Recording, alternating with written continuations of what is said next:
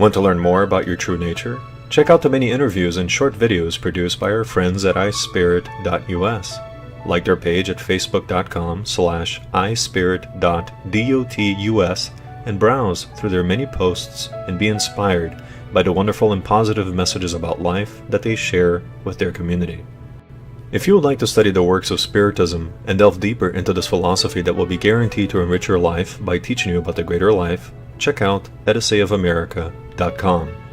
At ediseiofamerica.com you can find all of the seminal works of Spiritism written and compiled by Allan Kardec, translated from its original French to English, as well as other Spiritist works that serve to add to the immaterial treasure that is the Spiritist philosophy and doctrine. As one of our subscribers and followers, be sure to use promo code ispirit_love to get 10% off from your next purchase and continue to support this beautiful work of dissemination. ispirit_love to get 10% off from your next purchase. Thank you.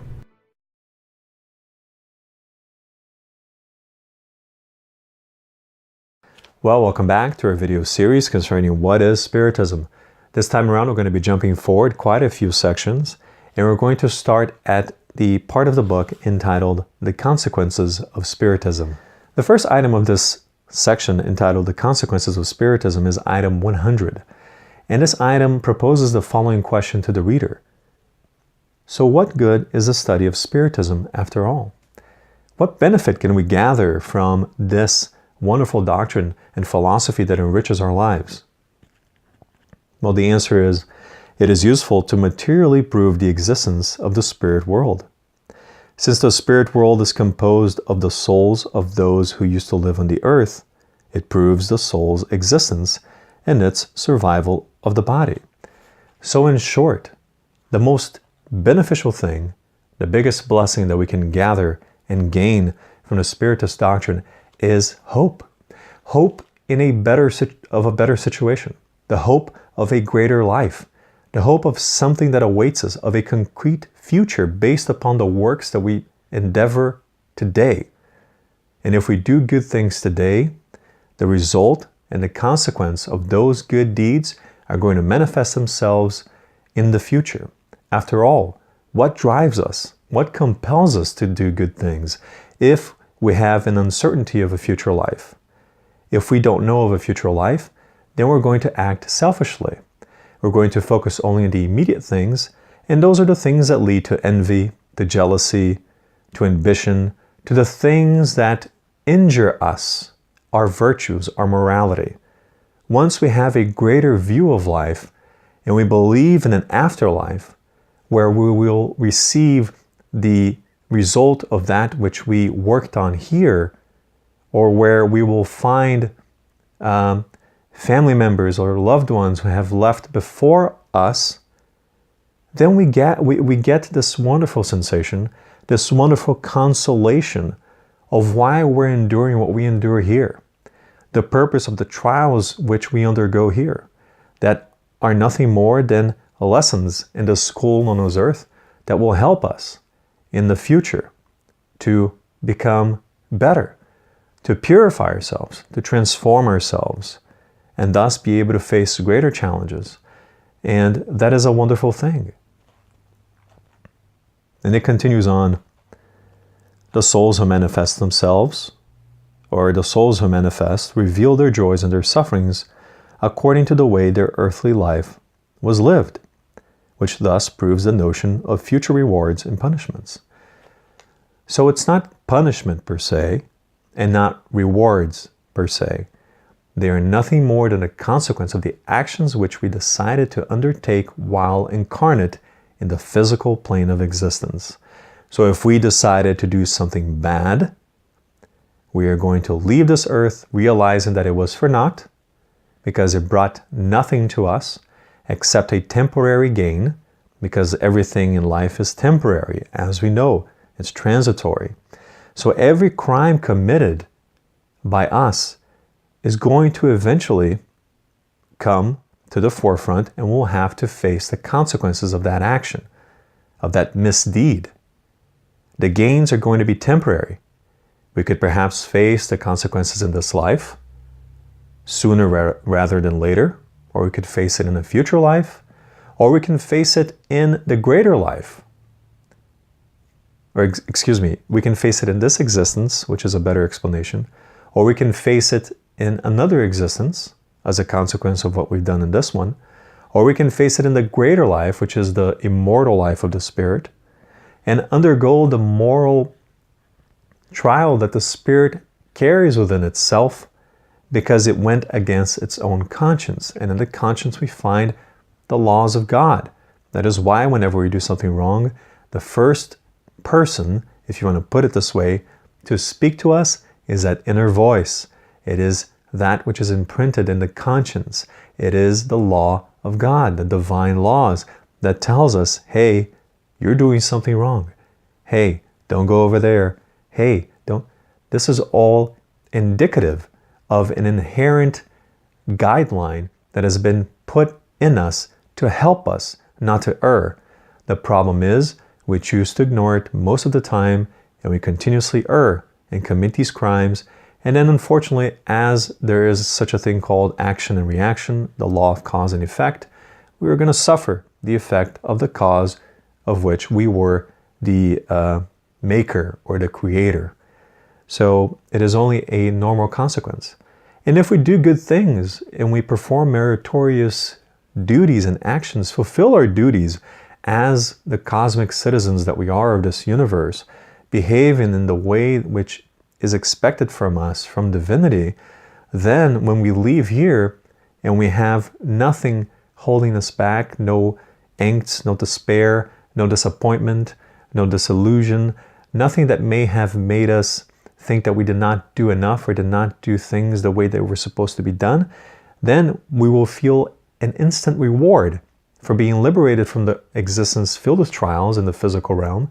And now we're able to really, really take the spirit that we are into this wonderful free realm of liberty to grow and to study, to become better.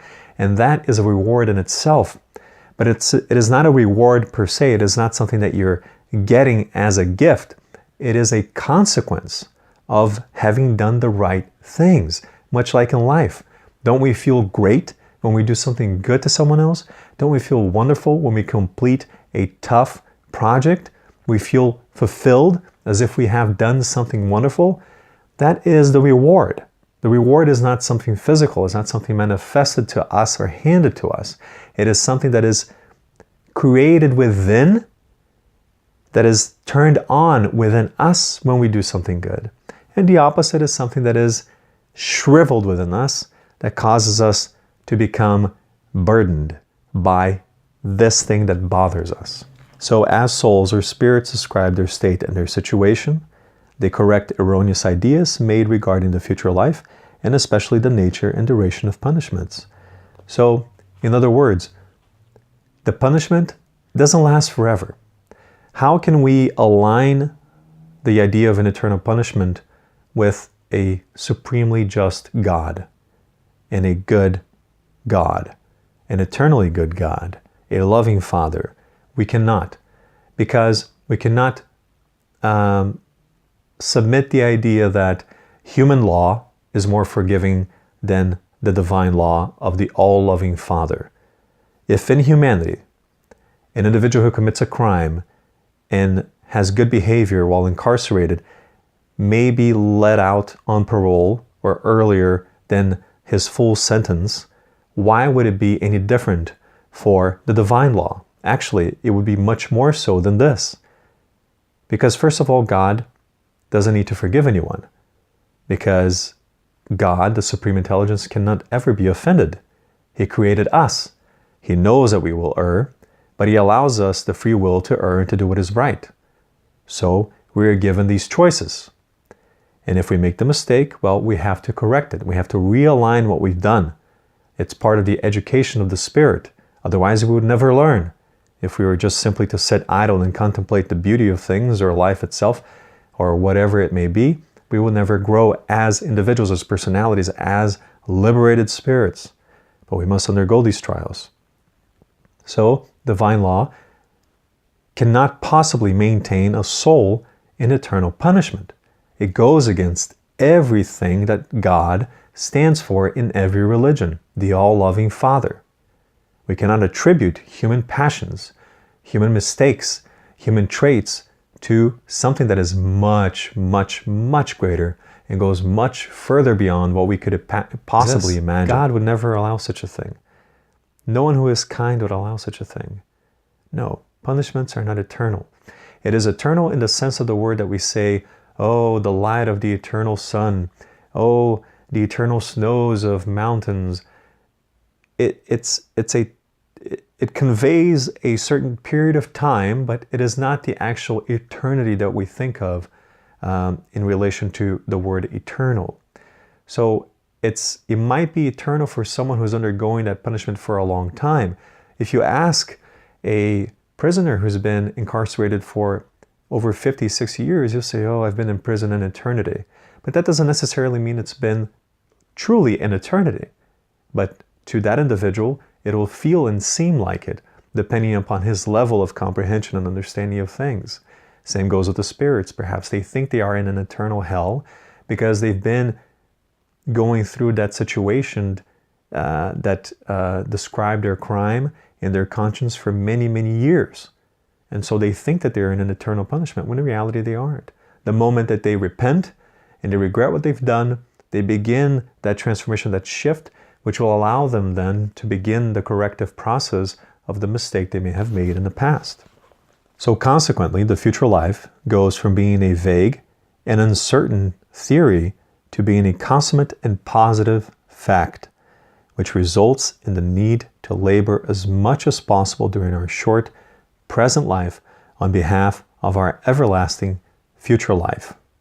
Now, a caveat that I want to put forth here is that we have existences, but there is only one life. The one life is the greater life, the one that never ceases. The existences cease because they are like school years that we enroll into to learn something, and once the semester is over, we go back into the greater life. That's all it is. So the ability to believe with full certainty of a future life helps us in our behavior, as I have sort of alluded to earlier. If we believe that we only have 5 years left to live, if that's all we know, and we are uncertain of a future, again, we're going to do everything we can to have fun, to enjoy the moment, so that when we leave this existence, we can say, I've done everything, and then we can go back into nothingness. But when we have the certainty of a future life, we will do everything we can within our power to utilize those last few years to the best of our abilities, to do everything that is within our power to gain and transform the virtues that are within us into these wonderful flowers that will perfume all of those around us and help us to become better as true sons and daughters and true spirits of the one eternal and infinite supreme intelligence that governs and is the sovereign of the cosmos, the wonderful Father whom Jesus taught us to call him it as such, the loving Father. So doubt about the future life naturally leads people to yield completely to the pleasures of the present, hence the excessive importance given to material wealth. We've already sort of covered this.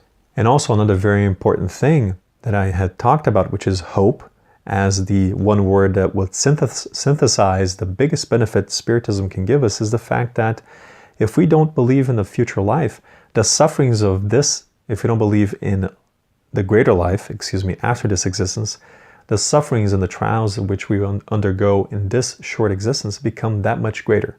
They metastasize and they become much more than what they really are. Instead of a tiny bump in the road, they become this huge, insurmountable wall before us that we cannot possibly climb, and we give up and we begin to posit the idea of maybe shortening this existence so we don't suffer as much. And then, unfortunately, this is the beginning of a terrible, terrible snowball effect, which may perhaps lead one to ending their life before its term ended, before the term was supposed to end, which is truncating that journey which the individual was supposed to undergo. And thus, because of that, the individual is going to suffer some consequences, which we won't get into very deeply here, but the understanding that the life doesn't cease after this one can guarantee the avoidance or the prevention of suicide. Because if you know that you're going to continue to suffer, even if you try to end this existence, that it's not going to change because you don't end this existence and go into nothing, because if you end this existence, you continue being who you are, but in a different manifestation, then what good is it to ending the life? You might as well just endure it and try to make the best out of it, so that when it does end in its proper term, in its right amount of time, then you can say, you know what, at least I put up with it, at least I overcame what I could, and I worked through it, and I completed what I had to complete, and I did not transgress any one of nature's laws by ending my life before its due date. So that's one thing to consider. It's the amount of hope it gives us to those who suffer. That's why I said the word consolation. It's consoling. It's a wonderful thing. So when people understand that there is this wonderful justice awaiting us in the greater life, then this will definitely compel us to do even more good. And once this mindset and this notion, this idea becomes ingrained in every human being that's incarnate, and even the discarnate ones awaiting the opportunity to come back into this existence on earth, then the world will be a much better place. Because everyone will understand that with every act of today, there's a consequence in the tomorrow. Because today's determinism is a result of yesterday's free will. And today's free will, today's choice will result in tomorrow's determinism. That is what happens. We determine our future. So if we do good things, if we behave well, if we are good with one another and kind to one another, and understand that everybody, every single one of us, some less, some more, are in the same level. In the same level, the entire planet. No one's any better, because you might be in a certain position today, but you may have been in another one yesterday. I may be in this position today, but I may have been in another one yesterday, and I will be in another one tomorrow. In tomorrow and yesterday, I mean in past and future existences. So we never know. So this allows us to be indulgent with the faults of others, because we begin to understand that, you know what, maybe I know that brother will get to the point where he'll understand things. So we begin to concern less with the faults of others and more with making others understand and treating them as we would like to be treated, because that is the ultimate thing that we need to do. That's what Christ taught us. It is the golden rule, to do unto others as we'd like others to do unto us. And once that behavior is established universally, and everyone thinks more or less along those lines, then what a beautiful planet this will be for us. What a beautiful school it will be when all the students finally fulfill their duties and comply with the lessons that are given to them and understand the work that lies ahead of them. So we can say that in the Spiritist doctrine, the spirits have come to teach us. They are our coordinators. They know that we are in the school temporarily to learn, and they give us the lessons. They give us the homework, and they say, hypothetically, not hypothetically, but metaphorically, here's your assignment. Do it. I will help you as much as you will help yourself. You will have to meet me halfway, and then I will take your hand and guide you. But when we are idle and lazy and we don't want to do the work that is incumbent upon us to perform, then we're never going to go ahead. We're never going to get ahead, We're never going to progress. So this teaching is wonderful for us, because then we know that if there is, for a fact, other spirits out there, there must be spirits that are much more advanced than we are, and those who are inferior to us. But then we know that the ones who are much more advanced than we are must be that much better than we are in every sense of the word. In every emotion, in every virtue, in every talent, in morality, in love, in kindness, everything. Logically, as a consequence of it being more advanced, it is better. Bottom line, you cannot discuss or argue this. So, they are there for us. And if we ask for guidance and help, the Father will then ask those who are these better spirits to intercede on our behalf if we have the merit for it, and help us to perhaps attenuate a situation that is bothering us, but to guide us to complete the homework that has been assigned to us. If we put in the effort, and then to help us finalize it so that we can move on to a better grade. So again, this is that whole idea of the benefit of Spiritism, what it brings to us. It's a complete blessing. And that is why I always encourage you who watch this, you who are interested, or you who thinks that this perhaps causes you to causes something to stir within you, a curiosity or about this whole entire philosophy, pick up the book, read it. If it won't make you understand these things, at least it'll kind of give you a different notion of life, and then you'll always have that instinctive and inherent need to go further. And this is what Spiritism does. So once you start, you can't stop. Once you start studying about it, reading about it, and things become clearer and logical, and life becomes more understandable and easier to deal with, then that's all it needs. It does not need anyone else to confirm it, to give a guarantee of its benefits, because once you read and learn about it, you will feel those benefits deep within. But it's not just reading, and it's not just studying. It is taking the core concepts and the principles, which are all based on the divine laws, which are also taught by Christ, because Christ was a divine emissary who translated the divine verb into what we could understand in these allegories and metaphors that we can apply to our lives. So it is about turning those behaviors that were exemplified by Christ's attitudes into our own natural habits. And so this is what Spiritism does. At least this is what Spiritism did for me, is to try and make one become better by understanding the reality of things. So this will conclude chapter 2 of the book, What is Spiritism? Next time we will delve into chapter 3, which is entitled The Solution to a Few Problems by Means of the Spiritist Doctrine.